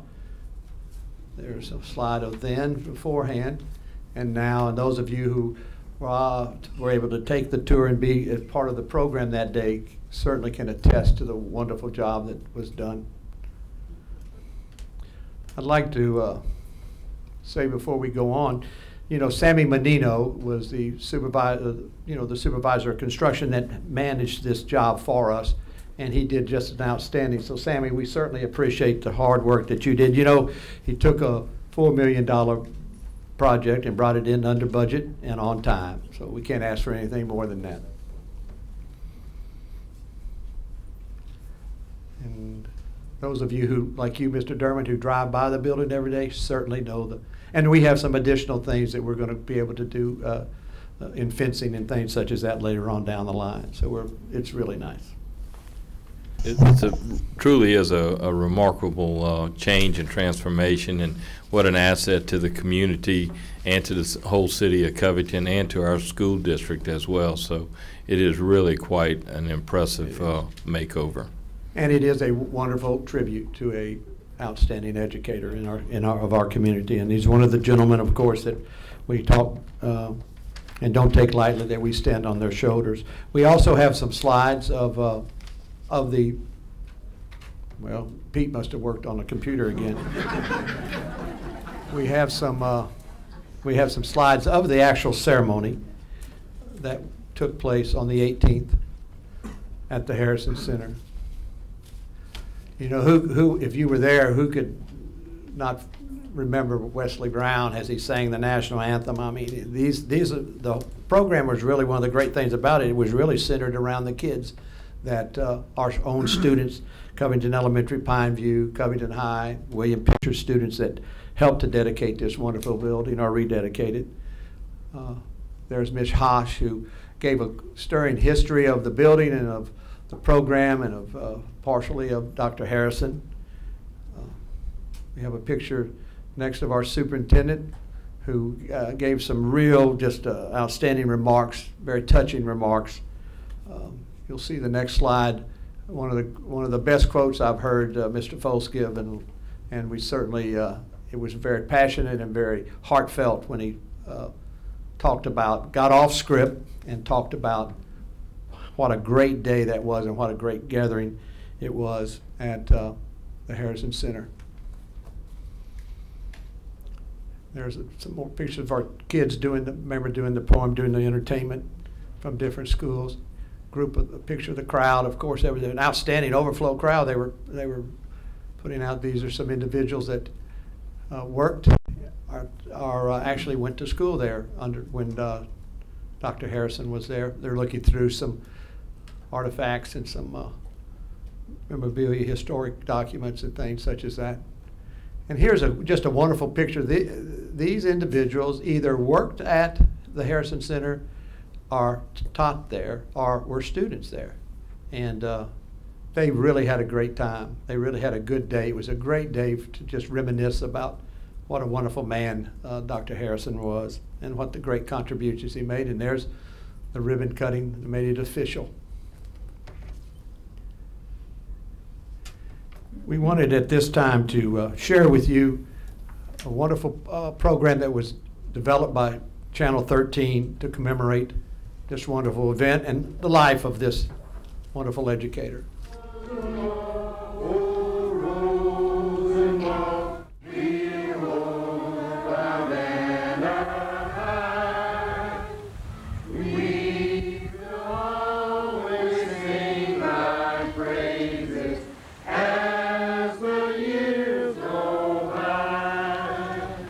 From the 1910s into the early 1930s, more than 5,300 school buildings were constructed in African American communities throughout 15 southern states. It was the unlikely partnership between black ex-slave Booker T. Washington, who headed the Tuskegee Institute, and Jewish immigrant Julius Rosenwald, who was an executive at Sears and Roebuck, that built these schools that would dramatically further the education of African American students. These school buildings, known as Rosenwald schools, are not only landmarks in the history of African American education, but a source of immense pride for its alumni. Our teachers taught not between the lines, but outside the book. And they provided things they could have brought from home or had us bring from home or to make up for those things. But we had wonderful literature classes, chemistry, biology. We did current events from the newspaper, having to read. So we were up on just about everything that was going on. And they made sure, somewhere between home and school, there was a great connection. It was a learning experience because our biggest majority of the people in my class, they didn't go to college. Some of us went to the military. And they wound up very, very good in their life up forward. I mean, they wound up with good academic or good jobs or good lives, the majority of our class. So it said something about what we were taught in those days. The Covington Rosenwald School underwent many changes throughout the years. Recollections from alumni have its humble beginnings as 2 wooden buildings eventually torn down to make way for a brick building that would later include cafeteria, gymnasium, library, music room, shop, band room, classrooms, and of course a principal's office. And it was there that the determination and drive to educate young people made teacher and principal James A. Harrison, lovingly known to all as Professor, place Covington Rosenwald School forever in the hearts of its students. Dr. Elton Harrison, his 96-year-old son, recalls his father as a no-nonsense principal. He was a determined fellow. He considered himself, he was in charge of the school, he was really in charge of it. Nobody else would take charge. And then at that time, there were some members of the black community, they called themselves, I don't remember what they called them, superintendent or something, but anyway, they ran the school. So my father met with them, he said, now this is the last time you meet him. See, I'm in charge of this school. And when I need community help, I'm gonna come to you. But I remember Professor Harrison, hearing about him, and in awe of this man that everybody said, you know, they always, because he was such a small person in stature, but evidently he had a big voice or something, because they said he would yell down, hey little girl, hey little boy, you know, and get your attention. You kind of feared him a little bit as far as education. I mean, he had a way that if he caught you roaming around the hall, so forth and so forth. He had respect. He had a respect that you wouldn't talk back to him. If he said something, you did what he had to say. As a principal, Professor Harrison was indeed a strong authority figure, yet he was also a great teacher. He was a mathematician, and he made certain that all of them knew how to work mathematics. They'd come to his house at night and he'd give them math problems to work with, you know.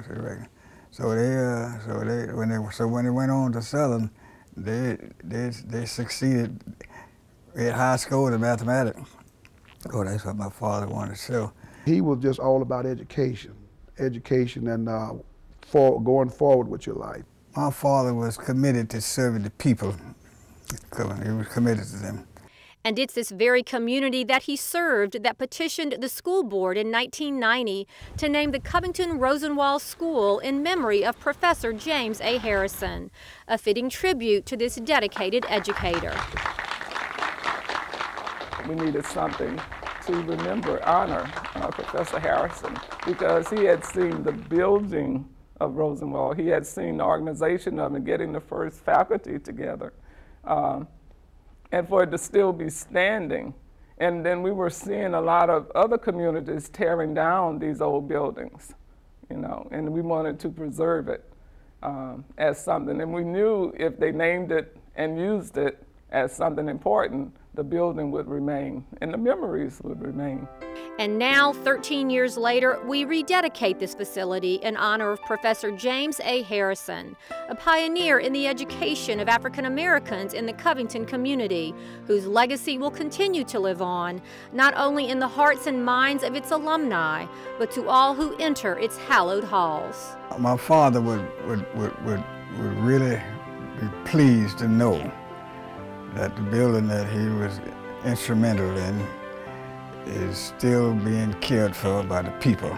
For the school system to understand how important that was to our community, I really appreciate that, and we were just so impressed with what they've done, because, you know, for them not only to renovate it, but to make it so beautiful, you know, but it still has its presence of what we remember. It's still there. They didn't erase what we know. They just made it better. Rosenwald,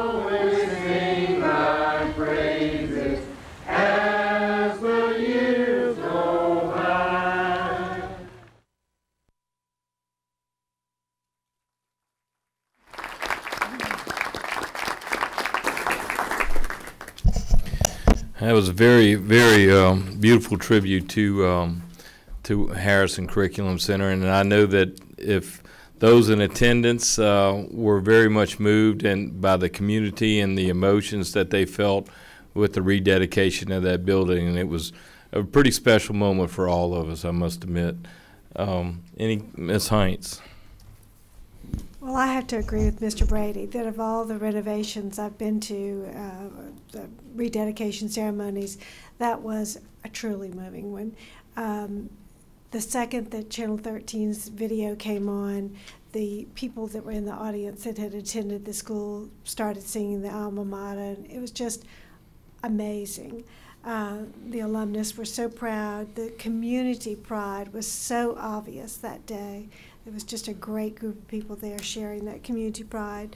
I wasn't familiar with the history of Dr. Harrison, and I was so pleased to learn that little piece of information about Covington because, like Mr. Derman, I passed that building quite a lot. And the renovation itself was great. We appreciated, Mr. Menino, the work that went into that because it was truly transformed. I remember taking my children there to be tested or something, and it was just an amazing renovation.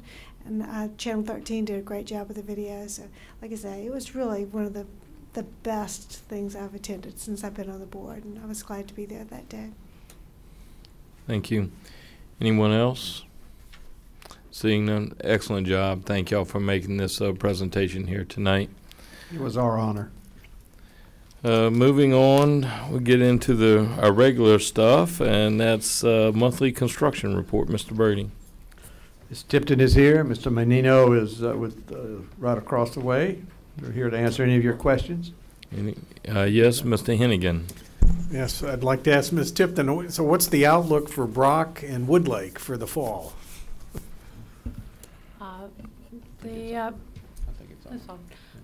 Both jobs are progressing. Woodlake, we're looking towards getting the gym complete this summer. The work that's going on in Wing 5 will continue into the next school year, but it is underway and happening. At Brock, they're making good progress. The roof deck is on. The brick is nearing completion on the exterior, and they're working to rough in the plumbing and the electrical inside. We expect it to come together and to progress pretty easily now that they have a roof and are getting closed in, but I don't yet think that it'll make it for the opening of school. But sometime in first semester, I would think. Okay, Ms. Seeley. Thank you, Mr. Derman. I have a question about Creekside Junior High. I understand that there was a huge leak in one of the back conference room that was in the wall, and I had actually seen it myself when I was there at the school for an event. When it rains, it just pours into that area, and I didn't know if Wade had gotten over there yet. Yes, ma'am. We've addressed that issue. What is it? Is it a roof problem, or is it? Yes, ma'am. There's some problems with the way the roof and the edge of the building are connected, but they're working on it, and we're very, very close to having that solved if it hasn't already been. It has been. Thank you. Thank you. I appreciate it. Any other questions from the board? Okay, seeing none, we're going to move on to our maintenance and custodial report. Mr. Brady. Mr. Richmond and his crew are here.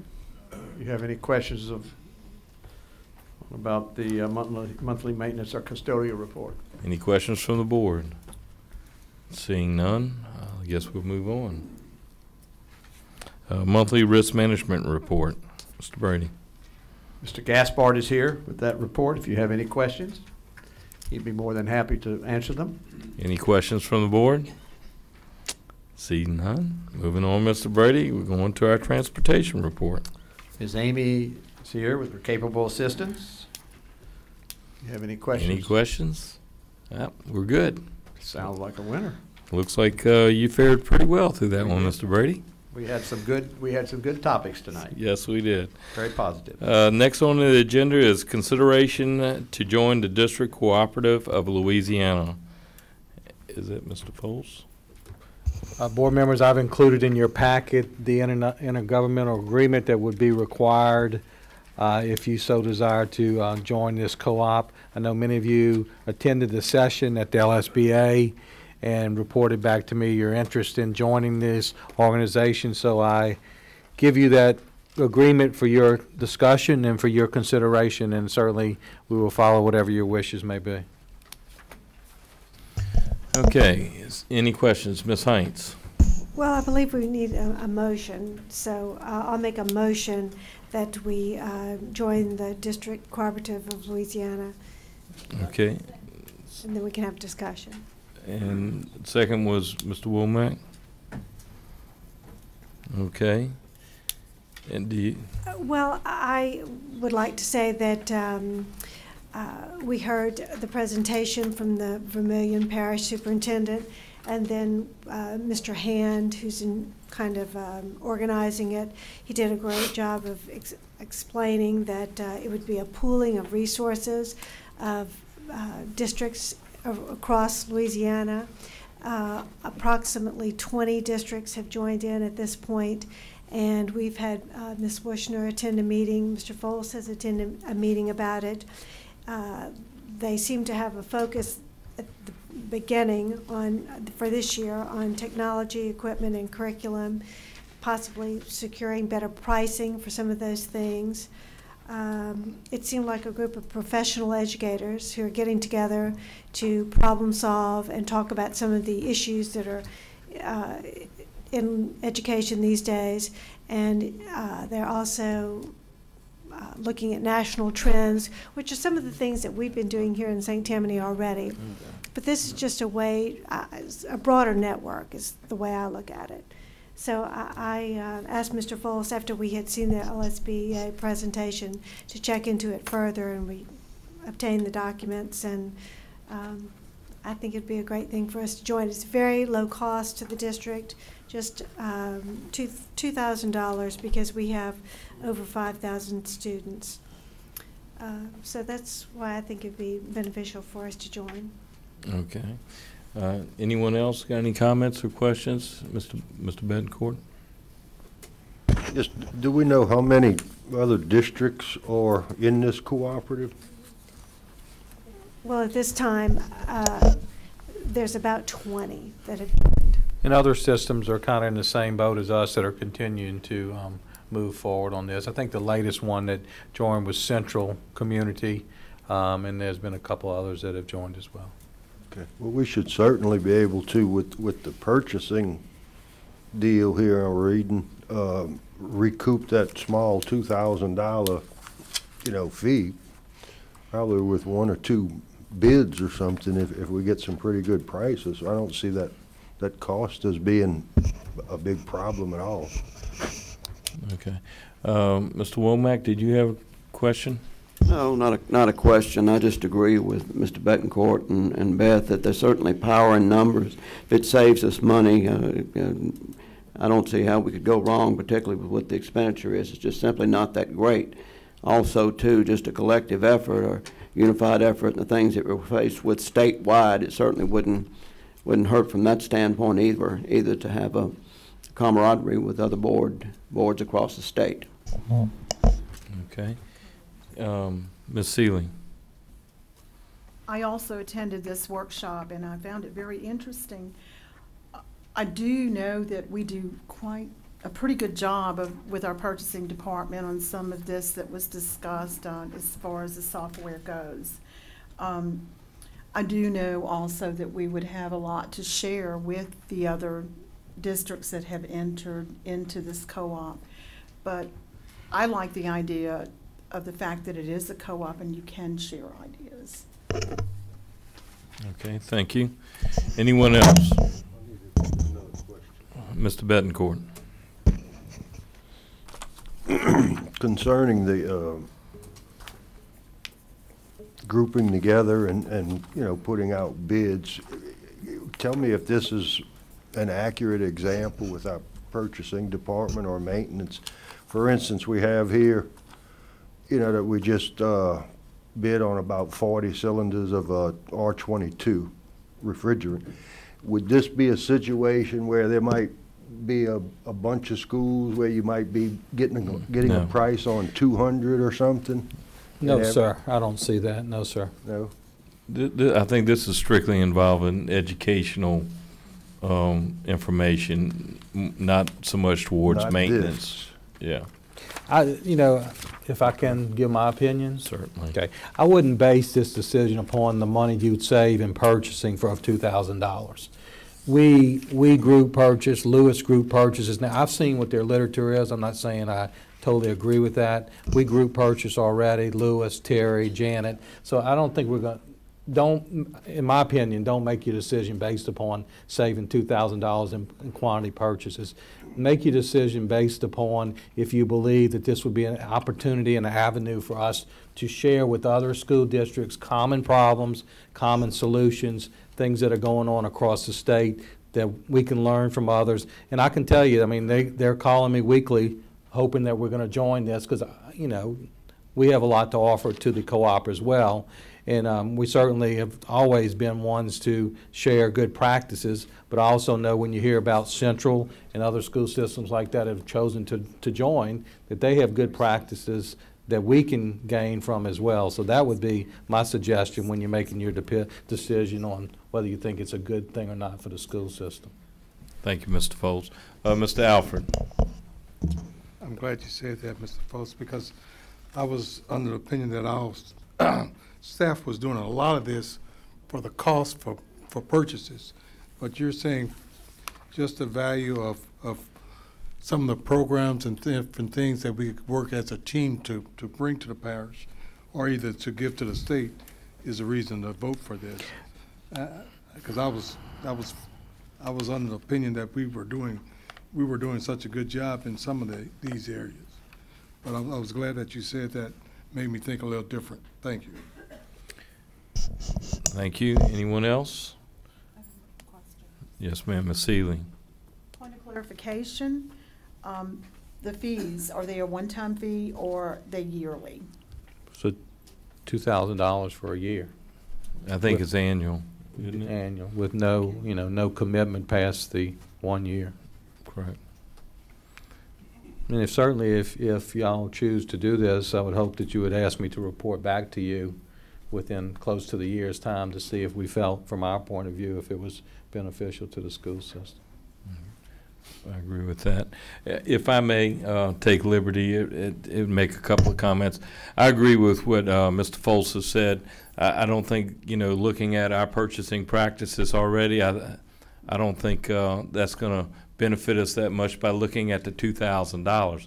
I think what we have to offer is far greater from a standpoint of what our knowledge is and what we can share, and from these other school systems that not that we do everything perfectly, but we can co-op and share and really start to you know, work together across the state with all of our different school boards. We have roughly 70 school districts within the state of Louisiana. This is 20 has already joined. I would assume many more may because of the time element that it takes to actually approve and join. So I think it may be something that comes on. And if it doesn't work out, we're only in it for a year, so it's really not a lifetime commitment that we're making here. So from that perspective. So with that, I'm going to open it up to the public. If there's public comments, yes, sir. Please state your name, please, for the record. Good evening. I'm Sean Michael. I'm a parent of a couple of kids here in St. Tammany Parish. Without the benefit of the workshop or presentations from the DCL, I saw an article today in the Times-Picayune, benign article, just saying this would be discussed today. And it just struck me, I had some questions about it, and you're saying don't worry about the $2,000. I heard that and understand. Well, you said don't make your decision based on the $2,000. I mean,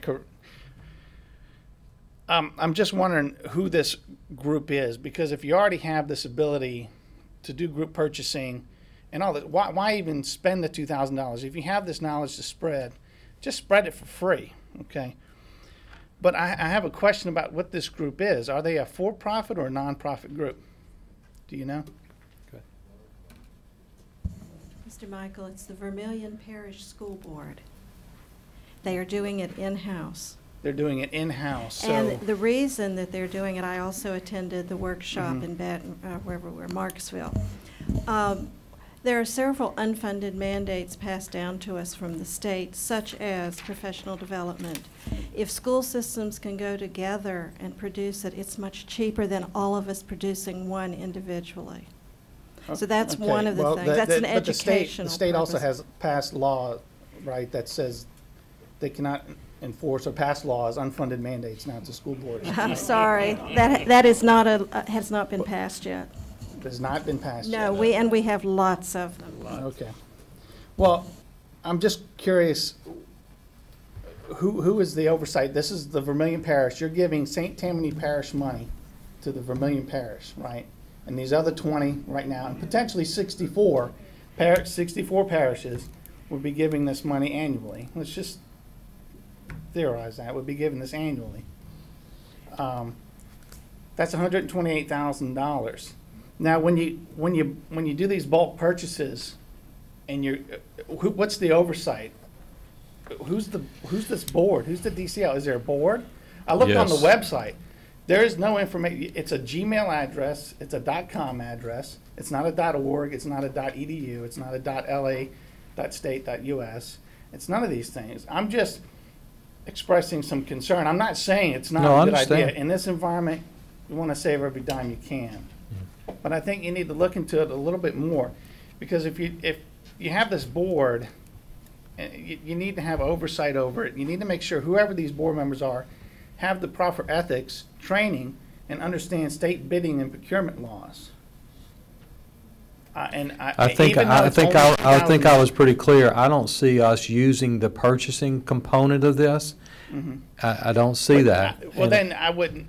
and I wouldn't even give them the $2,000. Okay, well, I mean, that's what it's for discussion for, and certainly value your input. But I do want to be clear in my point, the quote that you made to me, that the $2,000 doesn't matter. That's that not was what my I said. mistake, and And, but I just also want to be clear to the board, and we've never had the impression, I mean, there's already state contract for bidding that we participate in already. Okay. Apple already gives school pricing that we believe will be the best. So I asked them not to make the decision, and I don't want, that's not a component to me.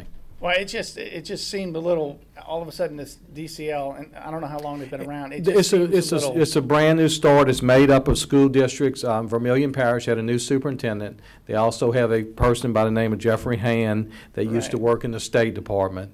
I think it's just a pooling of ideas, a pooling of thoughts. That's fine, but with the monetary part involved, Yeah. they may want to think about a suggestion to them is to incorporate. It's 30 or $100 on the Right, Secretary of State's right, website. right. And the superintendent from Vermilion, I grew up the street from Vermilion Yeah. Parish. I've seen all kind of names. Yeah. And how do you pronounce that? I don't know. man's That's a name? good question. P-U-Y-U-A? Yeah, it's very, very different. He's brand new. So it's just a concern, even though it's just $2,000. You know. I appreciate you. I appreciate the opportunity. And also, I appreciate you staying here till 9 o'clock to share with us your thoughts, seriously. Well, We'll that's see you okay. I DVR my favorite shows. There you go. Mr. Michael, you did have a question about who would oversee. It was my understanding when I attended part of that workshop in one class and the whole in another, that that there would be a few representatives from each board that would have the responsibility to have input.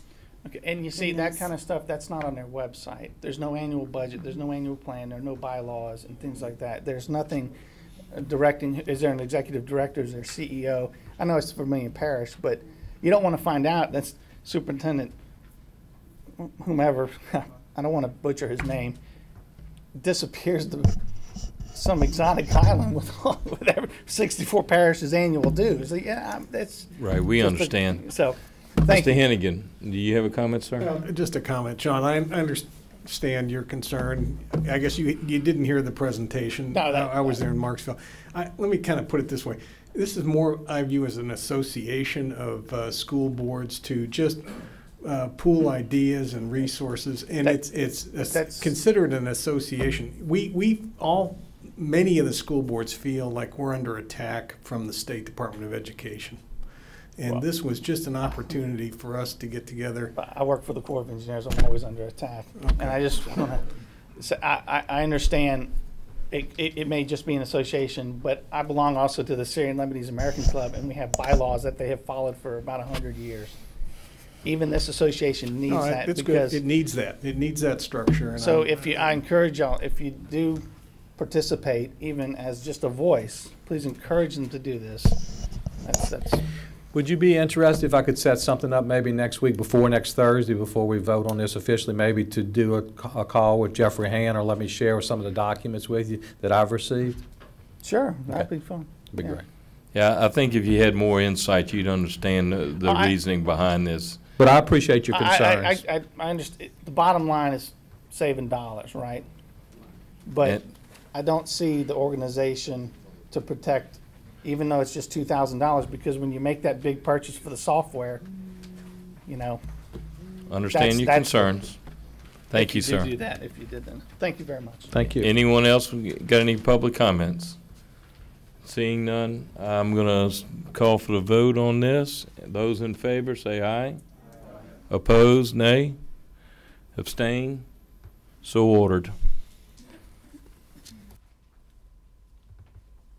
Thank you very much. Moving on to business affairs, Ms. Fortenberry.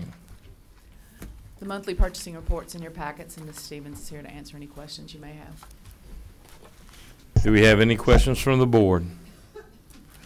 Seeing none, we're going to move on to announcements from the president. Ms. Heinz.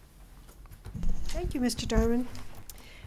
We would like to thank the art students at Creekside Junior High School for the beautiful artwork on display in the atrium this month. Their teacher is Miss Susan Reek. Also, we want to thank Claire and Paige Putnam, students from Lakeshore High School, for their lovely singing during the volunteer reception that took place earlier this evening. The election will be held this Saturday, May 4th. Please encourage everyone to go out and vote. North Shore High School will be our first high school graduation this Saturday, May 4th, beginning at 2 p.m. A list of all the other graduations are in your packets this evening. The regular board meeting for May will be held on Thursday, May 16th. That's it. Thank you, Ms. Heinz. Seeing no other business come before this committee, we're adjourned.